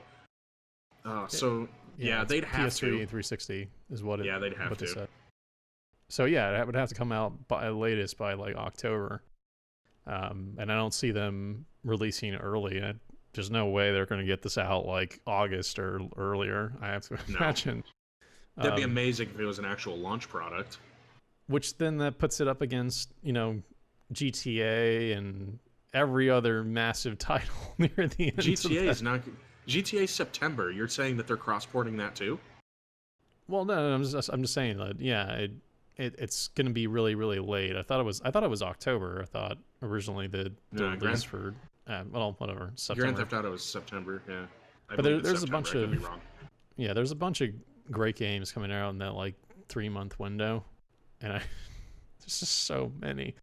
It's absolutely insane how many are. If you actually look at just what's actually coming out during that 3-month window between the November to August time frame, or August to November time frame, it's going to be an insane like couple months. It makes no sense. And then they'll announce the release of the new consoles immediately after all those games come out. Do we know if any of these new games are going to be using the Unreal Engine 4? None of them, I think. None of the intro, or none of the ones that are going to be on this current hardware. I know that for sure. Well, definitely not this current hardware. You're talking about you are talking about next gen, right? So pretty much Unreal 4 is going to be PC only again. At least initially. Feels good to be on the right thing, the right system. Once team. Yeah, but once the new consoles come out, they'll be on that. So. And tone downs, Not apparently not. But Sonata just confirmed it. Unreal Engine 4 will not be on the Wii. Well, it's not going to be.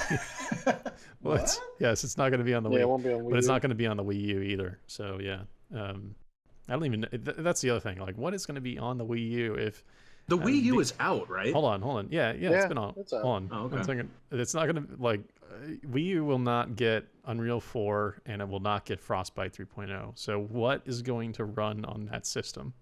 Please tell me. Like, what's going to make you want to buy that system? What's the price range? Isn't it like $300, $400 or something? I think it was $350 currently. I don't know. I could be wrong, but yeah.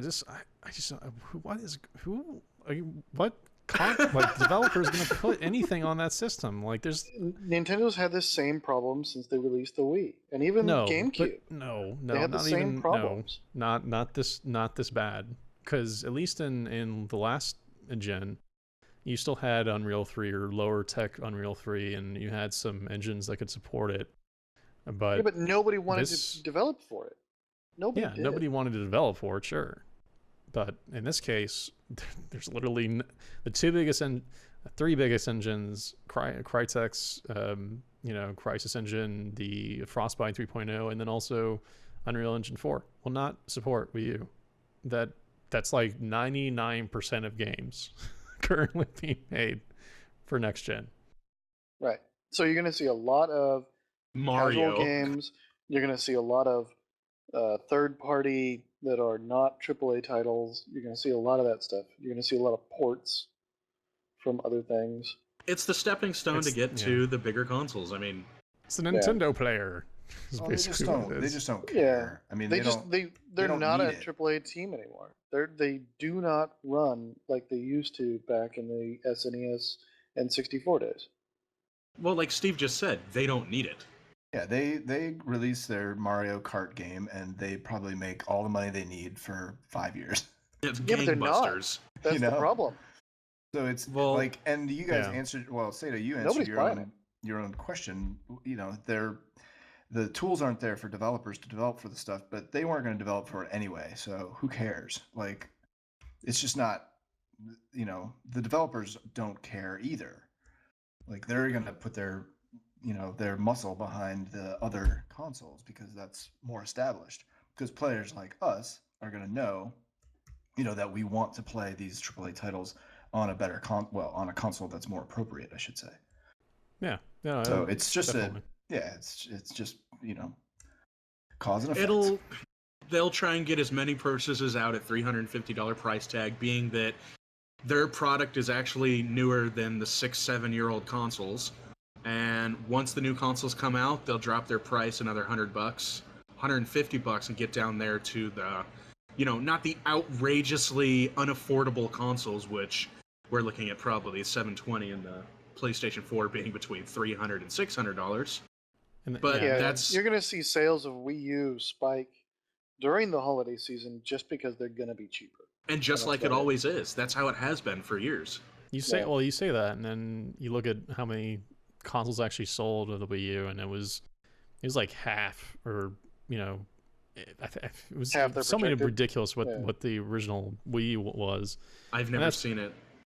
Yeah, the MPD numbers were awful. So it was crap right off the get-go? Yeah, it was crap right off the get-go. So yeah, and there was plenty of stock. Like there was plenty of I could have gone to like Walmart and bought one and bought like 15 of them. Like there were plenty of them in stores. They never sold out of them as far as I could tell.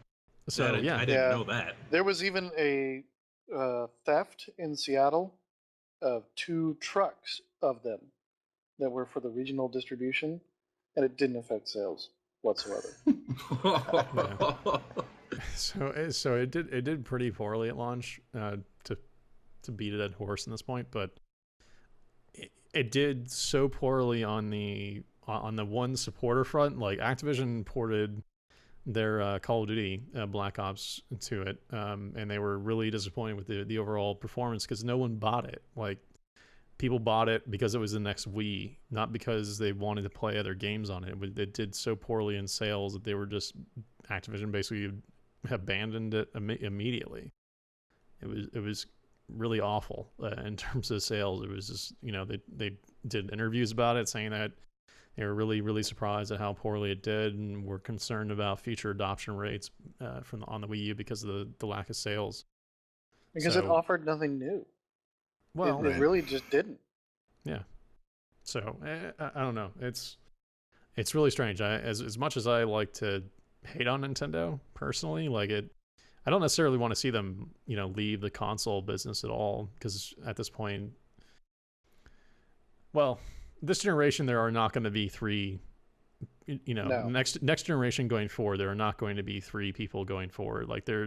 It seems like this generation, we said it before, it seems like this generation is the make or break for either Microsoft or Sony. Whether Nintendo joins the exit on that front is another question altogether. But I don't know. Yeah, Zelda may sell enough systems maybe at some point, but right now they're not even saying anything about that. Their real thing that they should reconsider doing is porting Nintendo exclusives to other consoles. Just drop out of the console market and start developing games. I just don't think Nintendo even wants to consider that at this point. Well, I think they're going to have to soon. Nintendo is just a niche market at this point. I mean, they're not really. We are not their demographic. Right. Well, that's you not would true. say niche market, and then you looked at the last console cycle, and they were the biggest current, king on the block. I mean, you could sell sold like double plus. Yeah, but you can sell 2 million copies of the Nintendo Wii for $150, and you can sell 1 million copies of the PlayStation 3 for $600, and one's still beating the other. Yeah, no, sales wise, not in the hands wise, but sales wise. And to call us not the market for Nintendo games is just wrong. I find myself gravitating back to other Zelda games and all that kind of stuff constantly. If they would produce them on a platform that is more universal, then they would get more sales. Yeah, we'll see. I guess we'll see what happens. It just I don't know. It 3DS has turned pretty well for me. Initially, when I bought the 3DS, I was for those first couple months, I was like, what is Nintendo even doing? What are they producing on this system? I have no idea what they're doing. I was sitting there in total shock and I'm never going to buy another Nintendo product ever again, because it was like they sent their own product to die, but sold a ton of them. Like they sold a ton of 3DSs. It wasn't for lack of sales on their part. They just couldn't produce the games in the kind of fashion that they needed to early on, and it was really weird. Now it's kind of had like a mini comeback with a couple titles here recently with Fire Emblem and a couple others. But since then, it just seemed like they took forever, and it's kind of the same case with the Wii U. But when you launch a system, you should include some real good system sellers along with it. I think that's a big one going forward. But it comes with a new Mario Galaxies or a new Mario World, or which those sell. I mean, I'm not. Well, there was a new Mario World, but it was not no. It's not a system seller. It wasn't. It was not a system seller. It was no. It was their side scroller thing. On top of engines, basically Activision put out what looks like the NVIDIA tech demo. It's not the same thing. I thought it was when I looked at it. Apparently they put out their new, basically an engine for producing faces and old people. Yeah, I watched this when it first came out originally, and I was completely floored by it. It looks incredible. You should check it out if you haven't seen it. But that doesn't give you an inkling on... I'm trying to figure out what exactly is the point of doing these. Because like, are they all developing their own new engines, and why is NVIDIA coming out? Well, actually, I think NVIDIA's was more or less to point out what they can produce, what their graphics cards can handle. Yeah, that's typical of them. Yeah, that's always typical of them to create a tech demo. Why is... I don't know what engines Activision has trademarked. Activision is basically stating that this is what their next gen engines will look like, kind of showing what the overall look of how it will look like going forward in the future for modern military shooters for next gen. So this is them saying this is the kind of quality that they'll get out of their facial animations, their future tech that they're currently working on. Until they blow up the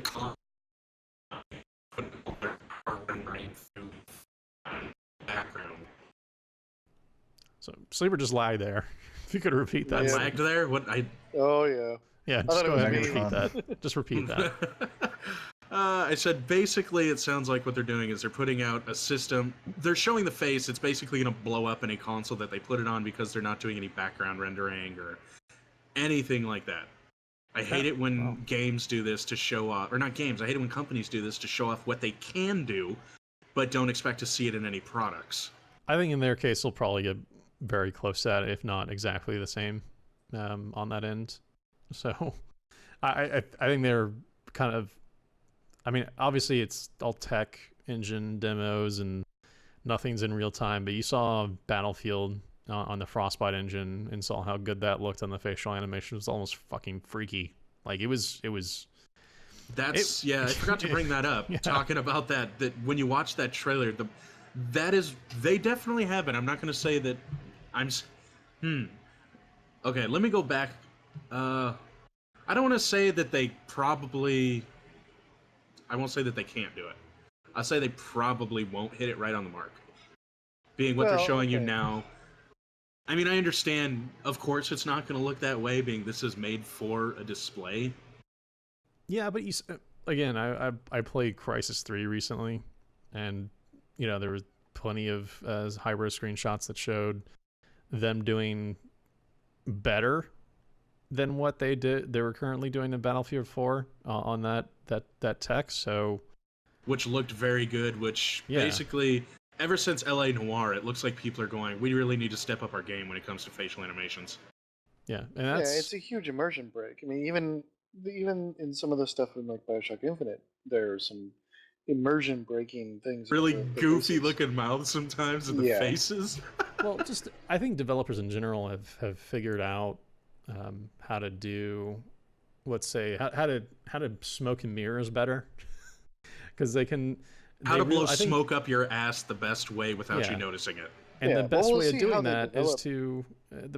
that is to show off some really cool looking faces in front of you, and you can kind of, at least in the foreground, render some really nice stuff. But in the background, you can kind of make it so that it's it's all kind of it's fakery. It's just basically them trying to show you what you currently see, but if you look and if you move past certain angles, you'll see that the floor is totally black and there's nothing there, and it's just complete fakery. It's all smoke and mirrors, and it's just for your enjoyment, at least in the sort of close angle view. Oh, you know what it's gonna. So Oh, I have a feeling I know what's coming back, Soto. You're gonna love this. Skyboxes everywhere. yeah, Well, there was one in Infinite. yeah, there definitely was one. And Oh yeah, you saw it when you were going up an elevator. You could look to the left and look to the right, and it was mirrored. yeah, so it's just, I think, like I said, I think developers have just gotten better at like manipulating the way a game is Yeah, they presented layer to it them, really well. Yeah, and then they load up all their stuff up front to kind of distract people from the rest.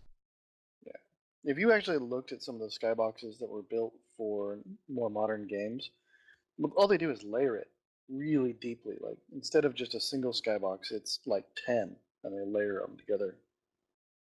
Yeah. Well, it's starting to be more and more common practice, especially in some of these games where you look in the background with the sketchy animations because they don't want it doing the full animation, so it reduces the hardware strain. Mm-hmm. Which I'm surprised we don't see more of that. What I was going to say though is we'll see how they develop for the new consoles to a point. Because I mean, if you took an Xbox 360 launch title versus a current one, huge It's night and day. differences. Yeah, so we'll see how much they can transport over to the new console immediately, and what we're going to be seeing 7 years down the road on that same console. I think it's even a bigger leap than even past gen. Like even comparing like PS2 games, like even like released PS2 games, I think it's even bigger of a jump. I mean, because if you, for instance, compare, let's say, I think the easiest comparison for me on the 360 is if you compare, Perfect Dark Zero to Battlefield 4 or 3, sorry, on the console, and just see how different those two games look in comparison. They do not even look like they're on the same generation of hardware to me. But maybe I'm crazy.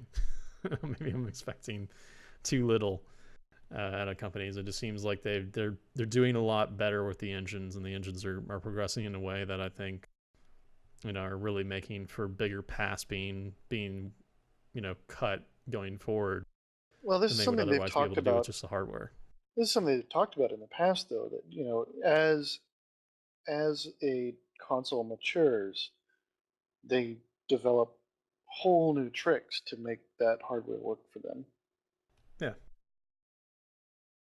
But there's plenty of stuff that carries forward as well. Yeah. With the big thing coming with the new consoles is the sheer amount of memory that's going to be shared on there for graphics. Yeah. It's going to be equal jaded. to a video card. I'm so jaded. I'm sorry. For the what? sheer amount of just the hardware that's going into those systems. Okay, but the thing is, you have to recall is that the processors they're going to be using and the memory they're going to be using, it's not like a current gen PC. No, they're using I know that's why I said I'm jaded. I'm not even gonna laugh right now. Well, I am gonna laugh, but I'm jaded. I can't really talk on this subject. Memory is faster than anything we currently use in current systems. You literally cannot buy a faster RAM unless you go outside of that and develop, computer hardware. Yep. Right. Which at the same time does kind of bother me, because then what are we going to be seeing PC wise? Are we going to be going to DDR5 for regular PC memory? I don't think so, right? We're only going to see it on video. Eventually, cards. Yeah. No, we eventually will get to that point, but at least right now that's kind of reserved to only the consoles. And even though that it's only 8 gigs, it will still run faster, and they'll be able to swap more memory off of it faster than any highest end PC on the market. Even in if a realistic like $3,000. In a realistic comparison, it's like double what our current 16 gigs would be. It's not to say though that the GPUs will be faster by any stretch of the imagination, because you're limited by space in that end, and I'd be so nervous about that thing overheating though. I mean, we're talking faster everything. The heating issues that is already in the consoles I mean, right now they're kind of alleviated. I'd be so worried about where you put your console so it doesn't overheat, especially for launch consoles, I think before they start doing all the bells and yeah. whistles. Let's just water cool them and be done with it. Yeah, you joke about that, but I think these console manufacturers have, I think, learned their lesson Do you from think the red Xbox ringing? 360. Yeah, I think they've learned the lesson to But that was include proper cooling truly, going yeah, forward. that was truly just a build quality issue, though. Yeah. When you can replace 4 screws and put some new thermal paste on it, and solves it right then and there, that's just a build quality issue. That wasn't even a design problem. Yeah, no, I know. I agree. I'm just saying that I think they've at least figured out how to properly cool systems going forward. But I could be wrong. Who knows? Maybe we'll have another red ring. Just a bunch of explosions of heat.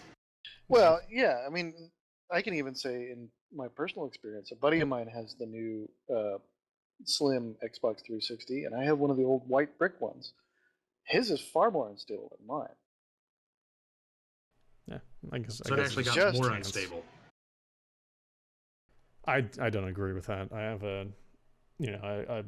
I have one specifically that's there's a black one, and that's one of the new slim ones. Works perfectly Yeah, fine. I have one of the same old one. white ones. The old white one is awful.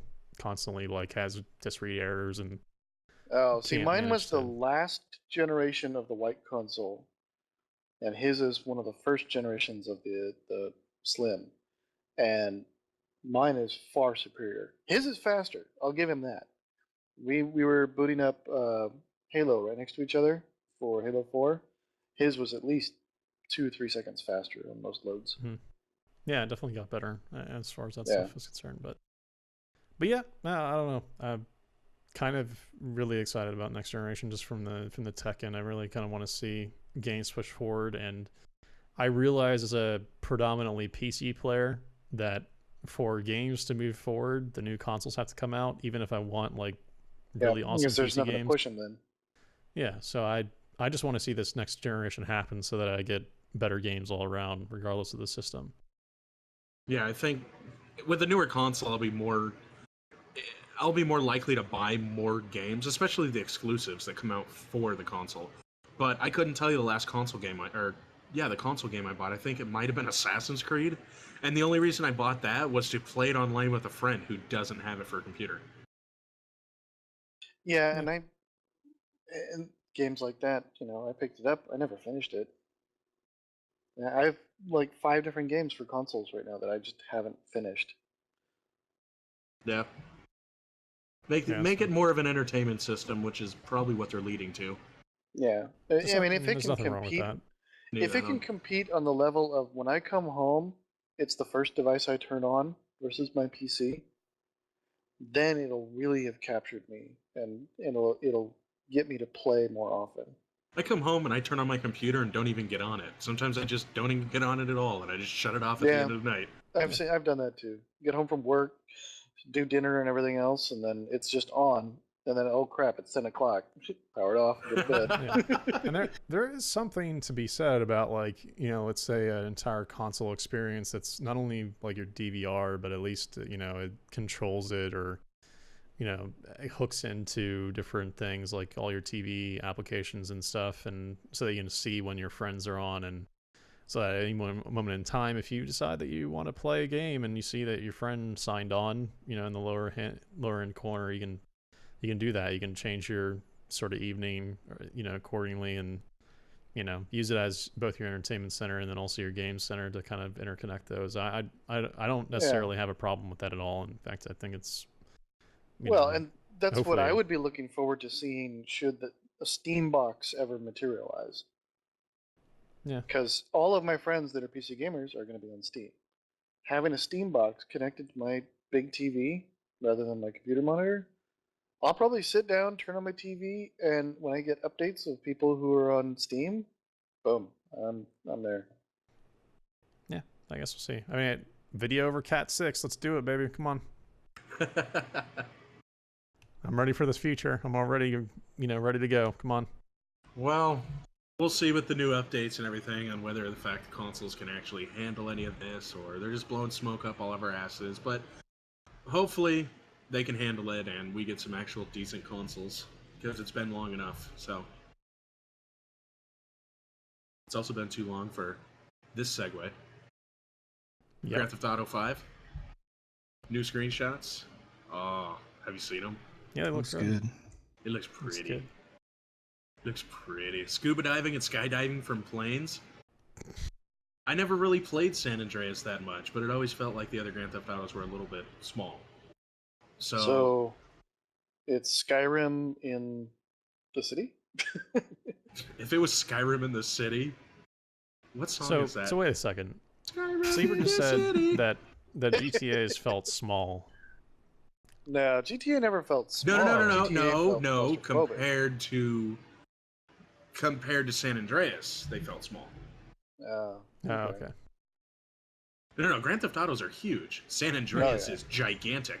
Basically, San Andreas is the real Sim City, while all the other Grand Theft Autos are just the new Sim City. Mm-hmm. Yeah, I'm excited about it. Hopefully, it comes out sometime soon. September. It doesn't get delayed. Thank God. Please don't get delayed. Seriously. The only thing I'm upset about is I'd have to get it for console, and I don't have something to stream it. Why do you have to get it for console? Oh yeah, because it's only console. Because the console release, yeah. Yeah, they're not coming out with a day and date PC release. Never mind. Oh, okay. So yeah, they usually end up screwing you out by about anywhere from a year. It's like the Halo effect. Halo comes out this year. 3 years later, the new Halo comes out. You can't say that because it never proceeded with the Halo effect. What never did? They did 1 and 2, and that's it. Well, that's what I was talking about. I never played Halo 3 or any of those. Never played Halo 2. Only played Halo 1. No, that was our biggest gripe with the Halo effect, is that they gave up. Oh. That's why you guys were bickering about earlier. Yeah, they did Halo 1 CE for PC. Best at the time, it was one of the best shooters you could get online. And then they did Halo 2, which was kind of a lackluster game by itself. And then they just never did 3. And it was just like, wait a minute, what's going on here? I don't know if you remember. Where's our PC people? Halo 2 was a Vista exclusive. Yeah, it was bad. It's the whole reason why I bought Vista. Yikes. Yeah. But that's awesome. At the same time, I understand why. I understand why they didn't continue on with it. They made it an Xbox specific. Because playing Halo and designing Halo for a PC with a mouse would have completely changed the game versus console. Might have made it better. I'm kidding. No. You're right. It would have. Well, that's your opinion. I never played them, so I'm just kind of prodding at the consoles. For a console game, it is one of the best games out there. Halo 4 and Halo Reach were some of the best console games I ever played. Yeah, so... Agreed. Can't wait for Grand Theft Auto, so hopefully we get more screenshots, more videos. You can also pick up the Grand Theft Auto Complete Steam Pack. Is on Steam for 75% off, $12.49. Yeah, I'm gonna do that. I don't have any of those games. It's worth it, $12.49, especially for Grand Theft Auto 4. I think when I picked that up, it was like $20, and I even then got it on sale. Yeah, I picked it up on a Steam sale for $20 too. I think last fall. And it was just Grand Theft Auto 4. Yeah, didn't come with any of the other ones. Yeah. Yep. Because I didn't really want the old ones. I find it difficult to go back. So do I. Vice City is my favorite one. Yeah, this is great. But I bought it and I tried playing it, and it is so hideous. It is so hard to play. It looks the aiming's awful. Weird. Yeah, I remember Vice. I remember it being amazing and beautiful and fluid, and the audio is superb, and the music and. Now Miami you try and get style. In a Ferrari and cruise around, and it's just like, oh my god, this is so blocky and ugly. Now, then I tried playing it. I'm like, why did I like this? But it's a great game. At the time, generationally, it moved forward. Yep. Yep. All right, so moving forward, I want to try starting up a new segment. We did get a question in the middle of streaming, So if you guys do want to send us questions, if you want us to talk to them, or talk to the questions. If you want to talk to us, ask us any questions that you'd like us to discuss on the podcast, we do have an email for that at questions@thelivepixel.com. We had Hugo Nutston send a question. Really? Is that you, Sleever? Huh? Really? Hugo Nutston. Yeah, really? What? Huge nut. Huge nuts. I don't care. I'll still read them. All right. What do you think I'm gonna? Oh yeah, let's be professional. I read the name. I knew what it said. I'm still laughing at it. All right. You know, that could actually be Like somebody's Jack name. Niehoff. I knew a Knutson. Hey, Jack's a nice guy. Be nice. Yeah. I know, man. And his name is Hugo. Hugo Knutson. Hugo Nutson. Come on. No, Knutson. It's Knutson. Oh, I'm sorry. K is silent. Actually, Knutson. Okay, we're gonna have 2 segments. It's called "Let's See Who Can Come Up with the Most Fucked Up Name," and no, don't do that one. Anyhow, we asked the questions. Hi, I would love to hear your thoughts on the idea of extending modding and third-party extensions to consoles.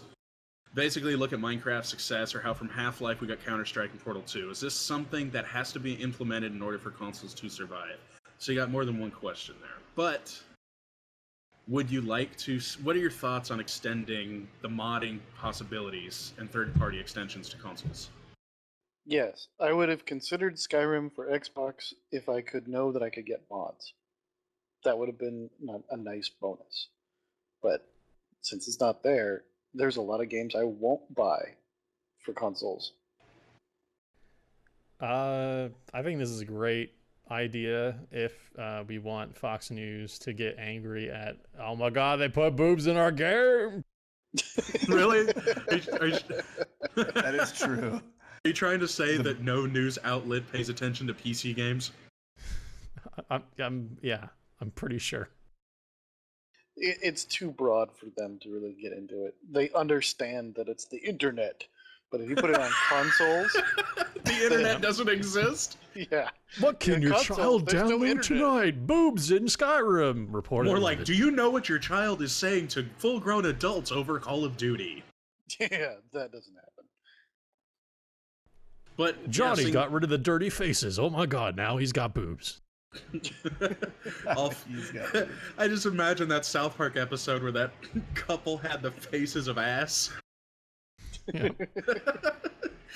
No, I mean, it would be great to see basically giving people creative freedom to manipulate the games. Like Yeah, it's Skyrim. Yeah. But I I think don't see. You can probably develop. I think when it comes down to that, it's more on the developer side than it is on the console side, because they could probably it would have to be on the market side as well, because they could probably put something in the market as a free area. Yeah, they could create a marketplace for it. I think from a business perspective, for somebody who works at a data center, they don't want to create the server space. They just don't. Yeah. The amount of money involved in creating server space, they're not going to do it. And then, I mean, where do you even create the stuff to put into here? I mean, you'd have to be on the PC, so essentially, Cross-modding? Yeah, that could be a little bit difficult. Yeah, if it was a way to port stuff, like stuff that already exists for the PC Skyrim that you could just port right over, that would be a different thing. That could be cool. I mean, I'd love to have it. Like, I'd love to see this, but it sounds like something that like only a developer could like hand select mods and then release in a patch, versus it being something that like talks to the PC market or vice versa to make sure that people are actually able to create this stuff, because it just seems like it'd be too big of a hassle to make something that would talk to both systems. Yeah, the only thing that would really make sense would be how some games like Halo has their Forge mode, where you can actually design maps within the Forge mode. Within the game, right? Yeah, you log into the game, you're in the game, you're using the game engine, you enter a developer mode and start creating your own maps. Right, and the developer can control that. The limit. So Yeah, you're not making that's the boob limitations. Well, you can still Giant dildo levels. Yeah, you can still boobs do in that. butts. The Booby Kingdom, you must complete the giant dildo level to continue. Okay. And It giant can still Nazi be done. swastika It can still be flags everywhere too. Swastika boob level. Sounds like somebody's been in my Gmod game. Sorry, they give you the opportunity to do horrible things. I do it. It's those three things: it's boobs, It's dildos, penises, So it's phallic boobs, objects, dicks, and swastikas. and swastikas. Yep. Yep. Ladies and gentlemen, we got a podcast name. Seriously. I thought we were going to call it the Lens Flare DLC, though. Yeah. I don't know, like Pixel Podcast, boobs, dicks, and swastikas. It might get us some more internet traffic. It might get us banned from iTunes. Thank you very much. Come on, let's get on Nancy Grace. Yeah. Fox News is going to do an article about us. Let's do it. Is your child downloading boobs, dicks, and swastikas? Up next. Reported at 11. Yeah, I don't see it coming out just because of it'd just be too difficult to implement on both sides. Because first you got that I've been told I don't have the Xbox, but the notorious, basically the blocking that Xbox does and the approval processing. Mm-hmm. It's very restrictive, yes. And imagine filtering through that. Yeah. It sounds it's like... not like the Apple iTunes store. It's just Right. not. And it never will be. Microsoft is not going to allow that kind of freedom. No, it just doesn't make good business sense. I just think that it seems like they would be opening themselves up for lawsuits because Jimmy downloaded boobs, dicks, and swastikas pack. I actually think that is probably the biggest consideration, because like you don't really think about it because we're gamers and we have everything hooked up to everything as a game in our house. But you know, if you have an Xbox and you have kids or something, it's different. If they can jump on the Xbox and download the boobs level, you know. What you doing there, military? Okay, but at the It's same an easier time, access situation, and Sid is right. That's the kind of thing that's going to make Fox News or some media organization go ballistic, because it's like, you know, everybody thinks of like the Nintendo. You know, we got boobs in my Nintendo. Yeah. I never saw It's that Reese's controversial. commercial. Games are just for children. I don't know if you know this, but that's what, you know, the news tells you.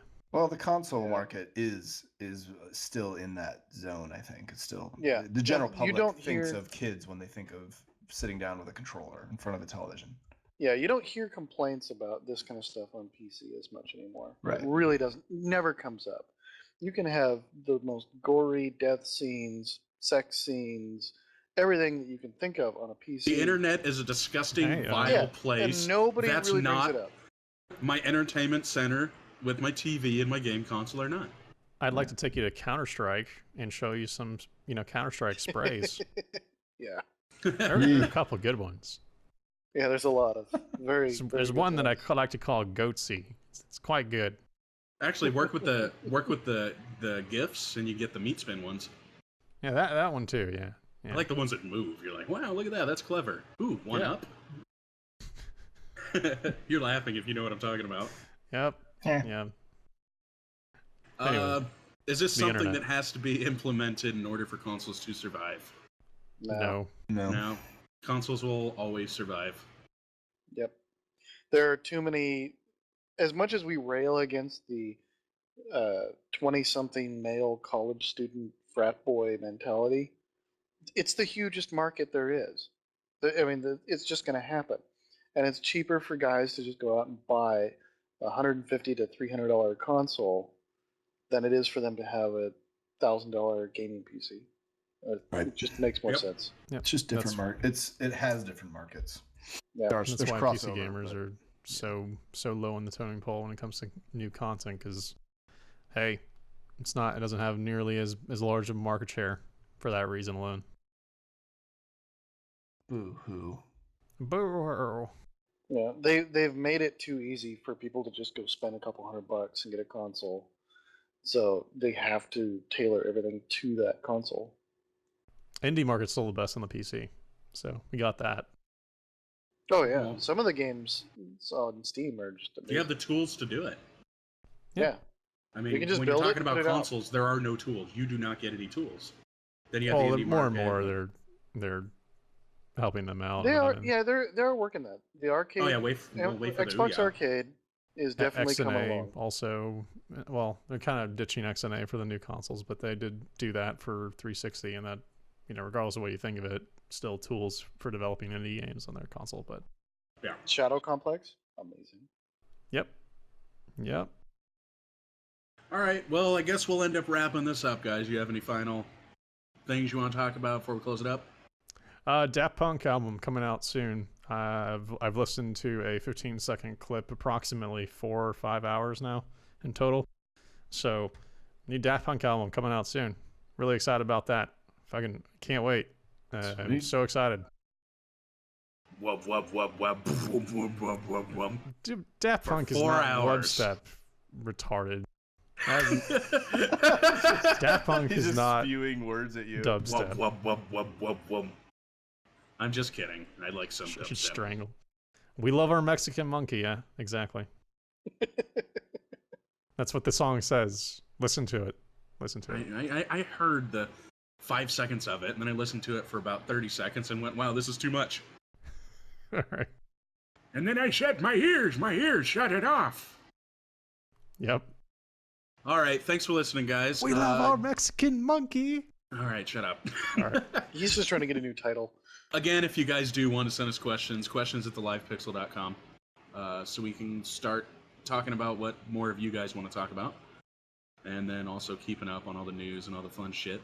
And if you want our opinions on anything, questions at livepixel.com.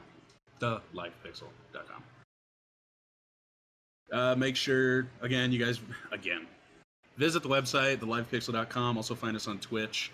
If you do not follow us, this is for people who are listening on iTunes. Twitch.tv/livepixel. Usually we stream every day, or we try to. And Not so you can much also this week, but that's fine. Well, we got to blame BioShock. We didn't want to get spoiled BioShock, on our yeah. end, and didn't want to spoil your end. Make sure you guys follow us on Twitter at LivePixelGaming. And also, we'd appreciate it if you guys rated us on iTunes. Which, if you guys rate us, usually makes our standing go up so more people hear us and view us. So we'd appreciate that. I'm Sleeper. You guys can follow me at ThatOneSleeper on the Twitter. Follow me Justin Lowe at Zurak on Twitter. Who's gonna win? Hammock or Corinne? Who's gonna go first? Here we go. Steve Amaker at Steve Amaker. And Corinne at Corinne. Yay! And your website, Hammocker. Come on. Steve-Hammaker.com. And what else you working on? I'm working on a couple comics. I just finished up Coloring Rassle by Jeff Smith. That should be out in September. And I've got a new comic coming out this summer. Should be in July. My own stuff, yeah. So keep an eye on my site for that. I'll probably be Twitterizing stuff once that gets closer. So just keep an eye out for that. So he will be more talkative. Yes. Now that this big project's kind of wrapping up for now. Exactly. So, all right.